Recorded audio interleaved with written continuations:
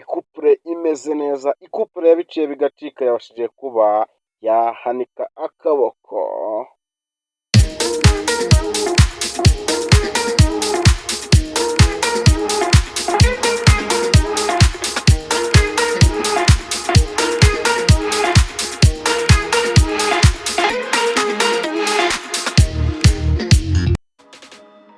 Ngayo nguko nk'uko rero mwakunze iyi kupure imeze neza hano mu Rwanda cyangwa se hano iri gutwika ku entertainment, dore ko bakora ibintu byinshi bigiye bitandukanye. Umugabo ni agapromota, umukobwa bakamwita Miki, murabazi cyane Miki, muzi ko bakanyujijeho we na Regisi. Dore byinshi byabashije kuba byabera aho basezeraniye cyangwa se ubwo bagendaga bagiye gusezerana bifurizanya kuzabana akaramata. Nagenda bifurije kuzabyara kobwa na hungu, bakabasha kuba babana neza kandi mu mahoro. Ariko hari byinshi mutamenye kuri Miki, dore ko Miki ashakanye na agapromota afite umwana umwe Miki, ariko ntabwo ari uwo agapromota.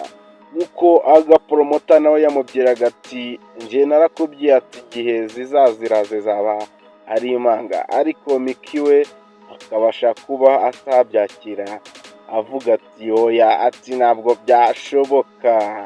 Ariko we nk'uko mwabibonye agapromota nta mutima mubi, nk'uko entertainment mwagiye bivugwa agapromota bamusebye ati ashobora kuba afite undi mugore cyangwa se undi mwana hanze, ariko agapromota yabashije kuba yavuga ati ntukumve amabwire, reka sinaguca inyuma, ati ahubwo nabashaka kuba baduteranya, reka twikundanire, abaducunga barye imicanga, ati twirire amacunga abaducunga barye imicanga. Nk'uko yagiye abibwira Miki akabasha kuba yamwemera, dore noneho izi saha babashije kuba bajya ku murenge barahanika, bararahira, baravuga ati wowe Miki nkubereye umugabo,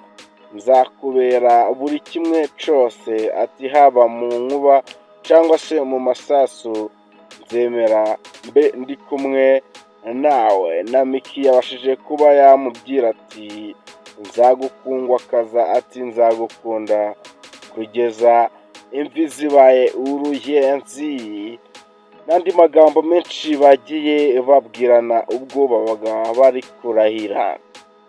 Ariko uyu agapromota we nk'uko mwabonye ko we na Regisi bitameze neza, ubwo bavugaga ati Miki, ati ntabwo uzamushobora, ati Miki niyoroshe, ati Miki arakaze cyane. Na Miki rero yabashije kuba yabaza agapromota, atabakubwiraga ko noroshe, ati none ukaba wiziritseho urusasu, urumva bizagenda ute?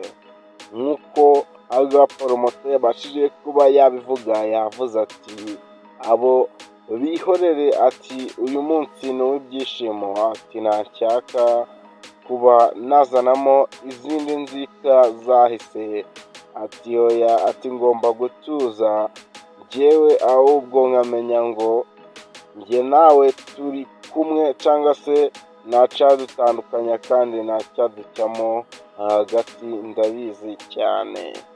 Ubwo Miki yabashije kuba yavuga ati urakoze mugabo mwiza, dore ko buri umwe wese wabashije kuba yitabira igitaramo cyangwa se show yabereye kwa Miki, ubwo bari bavuye gusezerana babashije kubona buri kimwe cyose, dore ko hari hagiyeho n'ibyamamare bigiye bitandukanye. Hari hagiyeho n'icyamamare wakita Kiramani, ndetse n'ibindi byamamare byinshi byakinanye na Miki kwa Dady byari byahasesekaye bavuga ati mukomerezaho. Rero nshuti twakomeje kubona muri iki kiganiro mwumva ko nimba utarakora subscribe yikore kugira ngo ibindi biganiro byiza tuza tubagezaho bize bikugeraho ku gihe. Ndabashimiye mwari kumwe na Benjamin. Ciao ciao.